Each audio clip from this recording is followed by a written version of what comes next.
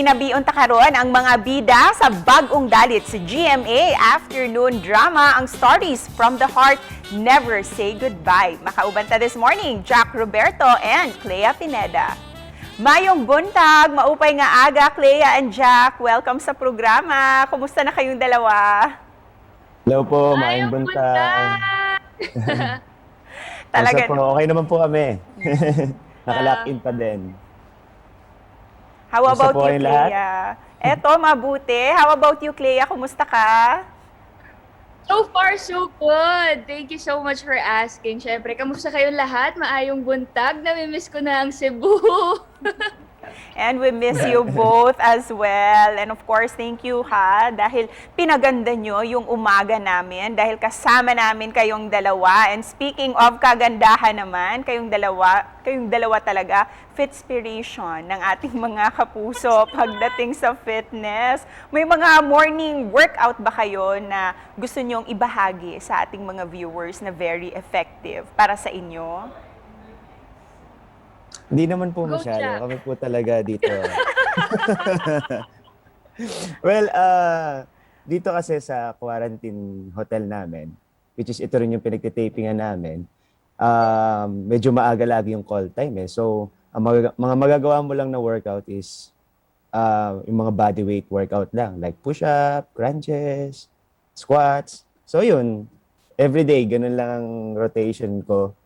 Ikaw, Clay? For me naman, before mag-start yung lock-in, talagang may boxing training ako, and then may circuit training din ako. Usually, ganun ginagawa ko before mag-start yung lock-in para rin nga, sabi nga ni Jack, mabuhay yung dugo na parang ready to work na talaga. Let's play a game called Welcome or Goodbye. May mga situations ako na ibibigay sa inyong dalawa about relationships, and tell us whether welcome ba ito para sa inyo or goodbye ba ito. So let's start with Jack. Ayan. Oh, ba't ako agad? Dapat ladies first. Si Sige, Jack muna. joke lang po. Ayan. Etong situation, ito ba is goodbye sa iyo or welcome sa iyo? Pag-ibig na nabuo sa social media. Welcome. This time kay Clea naman, welcome or goodbye? Sure. Cheating sa partner. Bye! Bye! Napaka, naman, given na ng question. Given. Oo, Yeah, totoo. cheating is a very, very big no-no for me. And last one, para sa inyong dalawa, itong pakikipagbalikan sa ex, welcome or goodbye? Depends.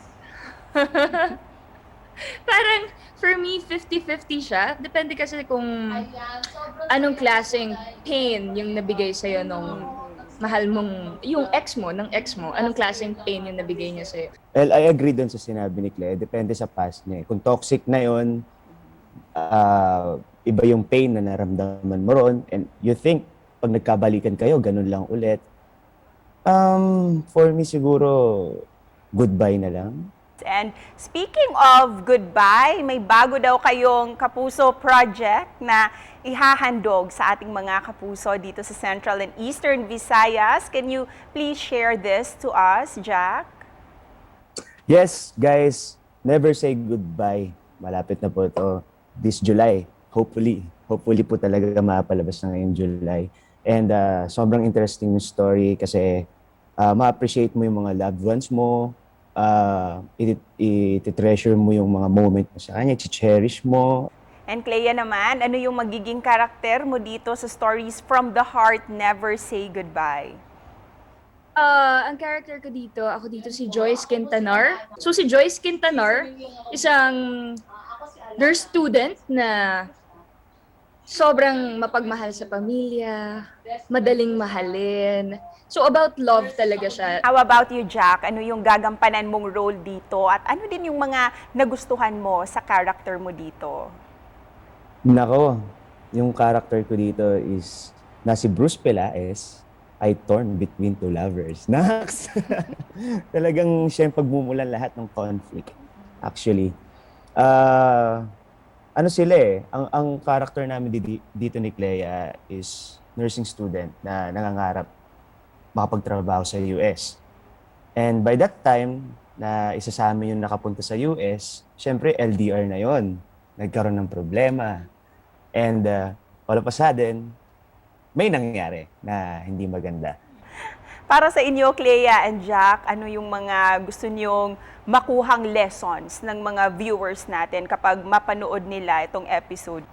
For me, ang gusto kong matutunan ng mga tao sa show namin is i-appreciate nila yung mga taong mahalaga sa kanila, i-appreciate nila yung moment with the person or people you love.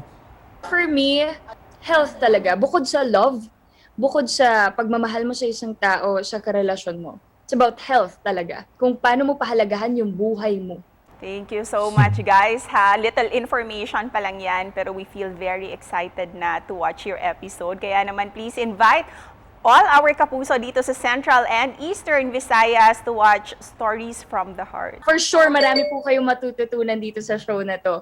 Hindi lang siya usual show na about sa love life, na pa-twitums na love story. But this, ang dami nyo matututunan. I swear to God. Yes, guys, sa afternoon prime po ito, this July na, at abangan niyo po sana and supportahan.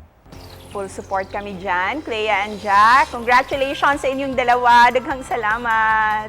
Daghang Thank you so salamat. much. Daghang salamat. See you soon, guys. See you.